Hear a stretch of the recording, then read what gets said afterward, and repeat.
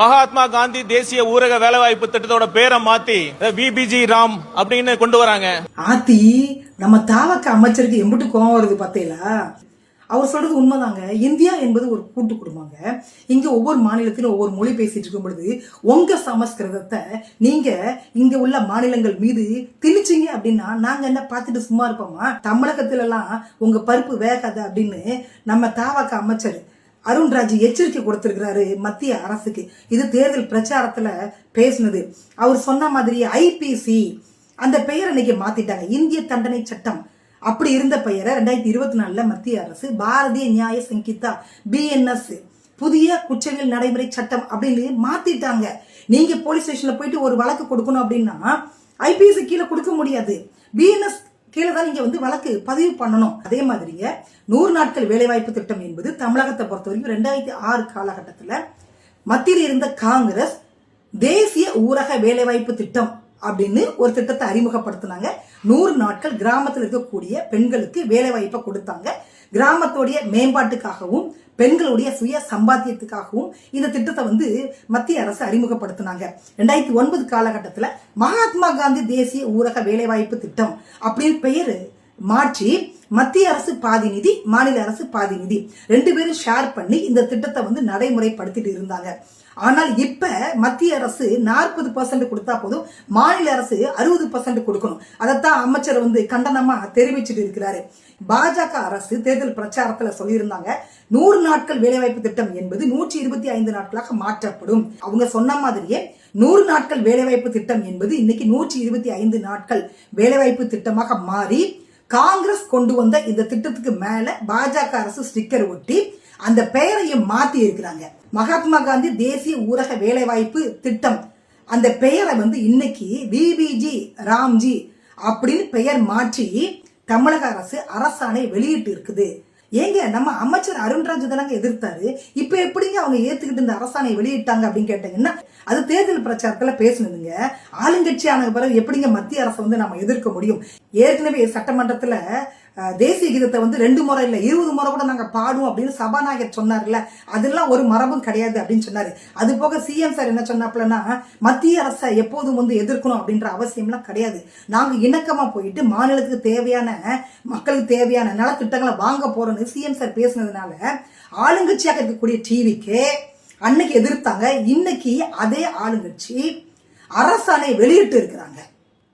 மகாத்மா காந்தி தேசிய ஊரக வேலைவாய்ப்பு திட்டம் என்ற பெயரை மாற்றி விபிஜி ராம்ஜி என்ற பெயர்ல 125 நாட்கள் வேலைவாய்ப்பு திட்டம் இன்னிலிருந்து ஸ்டார்ட் ஆகுதுங்க. கிராமத்தில் இருக்கக்கூடிய பெண்களுக்கு 125 நாட்கள் வேலை வாய்ப்பு இனிமே இருக்கும் அப்படின்னு அரசாணை வெளியிட்டு இருக்கிறாங்க. எனக்கு என்ன கேள்வி அப்படின்னா, இந்த அருமையான திட்டம் என்பது காங்கிரஸ் காலகட்டத்தில் கொண்டு வரப்பட்டது. இன்னைக்கு அந்த பெயருக்கு மேல பாஜக ஸ்டிக்கர் ஒட்டியிருக்காங்க. இந்த திட்டத்தை 2006 கொண்டு வந்தது யாரு? காங்கிரஸ். இன்னைக்கு ஆளுங்கட்சி யாரு? காங்கிரஸ். டிவிகேல ஆட்சியிலும் அதிகாரத்திலும் பங்கு இன்னைக்கு காங்கிரஸ்க்கு இருக்குது. இன்னைக்கு அறிவிப்பானை வெளியிட்டது யாரு? தமிழக அரசு. அப்ப காங்கிரஸ் இந்த திட்டத்தை ஆதரிக்கிறாங்களா, எதிர்க்கிறாங்களா? இதற்கான போராட்டத்தை முன்னெடுப்பாங்களா, எடுக்க மாட்டாங்களா? சிஎம் விஜய் கிட்ட இதற்கான கோரிக்கை முன்வைப்பாங்களா, வைக்க மாட்டாங்களா? அப்பட்டமாக இவங்க கொண்டு வந்த திட்டத்துக்கு மேல பாஜக ஸ்டிக்கர் ஒட்டி அத காங்கிரஸோட கூட்டணியில் இருக்கக்கூடிய தமிழக வெற்றி கழகம் அரசு அறிவிப்பானை வெளியிட்டு இருக்குது. இதற்கு காங்கிரஸ் என்ன பண்ண போறாங்க? கேள்வி கேட்பாங்களா, கேட்க மாட்டாங்களா?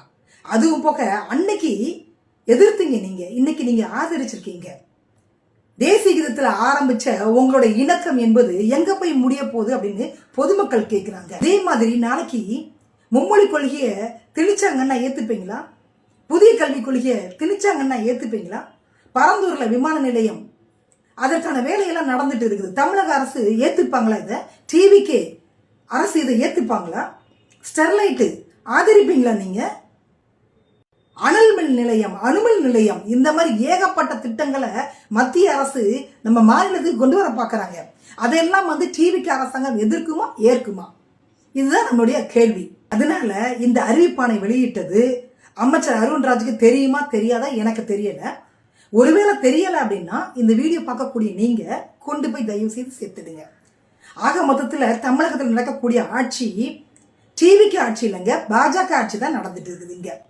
ஒரு பக்கம் டிஎம்கே கூட இருக்கக்கூடிய கூட்டணிகள்லாம் சேர்ந்து ஆதரவு கொடுத்து ஆட்சி நடந்தாலும் கூட திட்டங்களை செயல்படுத்துறதெல்லாம் பார்க்கும் பொழுது முழுமையாக பாஜக ஆட்சி தான் இங்க நடந்துட்டு இருக்குது. எந்த பாஜக இங்க வரக்கூடாதுன்னு நினைச்சாங்களோ இடதுசாரிகள், எந்த ஆளுநர் ரூல் இங்க வரக்கூடாது அப்படின்னு நினைச்சாங்களோ இடதுசாரிகள், இன்னைக்கு அப்பட்டமாக அந்த பாஜக அரசு தான் ஆட்சி செய்து கொண்டிருக்குது தமிழகத்தை.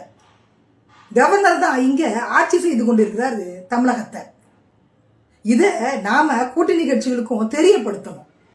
இப்படி ஒவ்வொரு திட்டங்களுக்கா இவங்க அனுமதி கொடுத்துட்டே இருந்தாங்க அப்படின்னா நம்ம மாநிலத்துடைய ரைட்ஸ் மாநிலத்தில் இருக்குமா மத்தியில் இருக்குமா? யார் கையில ரைட்ஸ் இருக்கும்? இதை எதிர்த்து கேள்வி கேட்கக்கூடிய இடத்துல யார் இங்க இருக்கிறாங்க? திராவிட முன்னேற்ற கழகம் ஆட்சியின் போது என்னெல்லாம் எதிர்த்தாங்களோ, மத்திய அரசு கொண்டு வந்த திட்டங்களை என்னெல்லாம் எதிர்த்தாங்களோ அத்தனையும் இன்னைக்கு நடைமுறைப்படுத்திட்டு இருக்கிறாரு நம்ம சிஎம் சார். ஆனா சிஎம் சார் பாஜக தான் எங்களுடைய கொள்கை எதிரி அப்படின்னு பேசுறாங்க. என்ன கொள்கையில பாஜகவுக்கும் தபாகவுக்கும் முரண்பாடு இருக்குன்றத அவரு தான் விளக்கமா நமக்கு சொல்லணும். ஏன்னா மத்திய அரசு கொண்டு வரக்கூடிய எல்லா திட்டங்களுக்கும் எந்த மாநிலம் அனுமதி கொடுக்குதோ இல்லையோ, ஆனால் தமிழகம் டிவிக்கு அரசாங்கம் முந்தி கொண்டு அனுமதி கொடுத்துட்டு அறிவிப்பானை வெளியிட்டு இருக்கிறாங்க. இன்னைக்கு ஆட்சி அதிகாரத்துல பங்கெடுத்த தொல் திருமாவளவன் அண்ணன் தேர்தல் பிரச்சாரத்துல RSS பாஜக பெத்தெடுத்த பிள்ளைங்க தாங்க இந்த சீமான விஜயம். நடிகர்களை திரையரங்குக்கு அனுப்புங்க, சட்டமன்றத்துக்கு அனுப்பாதீங்க அப்படின்னு பேசிட்டு தேர்தல் முடிந்த பிறகு பாஜக RSS இங்கே வந்து விடக்கூடாது என்பதற்காகத்தான் நாங்கள் ஆதரவு கொடுக்குறோம் அப்படின்னு RSS பெத்தெடுத்த குழந்தைக்கு ஆதரவு கொடுத்து சிஎம் ஆக்கி இன்னைக்கு அவருக்கு முட்டு கொடுத்துட்டு இருக்கிறாங்க. அதே RSS பாஜக கொண்டு வரக்கூடிய நலத்திட்டங்களை ஆட்சி அதிகாரத்தில் இருக்கக்கூடிய விசிக்க ஏற்குமா மறுக்குமா? இவங்க கூட்டணி ஆட்சியில் இருக்கக்கூடிய தமிழக வெற்றி கழகம் அரசாணை வெளியிட்டு இருக்கிறாங்க. இப்ப அண்ணன் தொல் திருமாவளுடைய நிலைப்பாடு என்ன? இப்ப காங்கிரஸோட நிலைப்பாடு என்ன? இப்ப கம்யூனிஸ்ட் IUM நிலைப்பாடு என்ன? நீங்க இதை ஏற்கிறீங்களா மறுக்கிறீங்களா? சமஸ்கிருதத்தை திணிக்கிறத நீங்க ஏற்கிறீங்களா மறுக்கிறீங்களா? உங்களுடைய நிலைப்பாடு என்ன? அதனால் இந்த பதிவை பாஜக பி டீமாக செயல்பட்டு கொண்டிருக்கக்கூடிய டிவிக்கு அரசாங்கம் கூட்டணி கட்சிகள்கிட்ட கொண்டு போய் தயவு செய்து சேர்த்துடுங்க. நாம கேட்கக்கூடிய கேள்விகளுக்கெல்லாம் அவங்க பதில் சொல்லுவாங்க அப்படின்னு நாம எதிர்பார்க்கிறோம். சொல்வது அவங்களுடைய கடமை, கேட்பது நம்முடைய உரிமை. உங்களுடைய கருத்து என்னன்றதை நீங்க பதிவு பண்ணுங்க. மீண்டும் சந்திக்கலாம். நன்றி.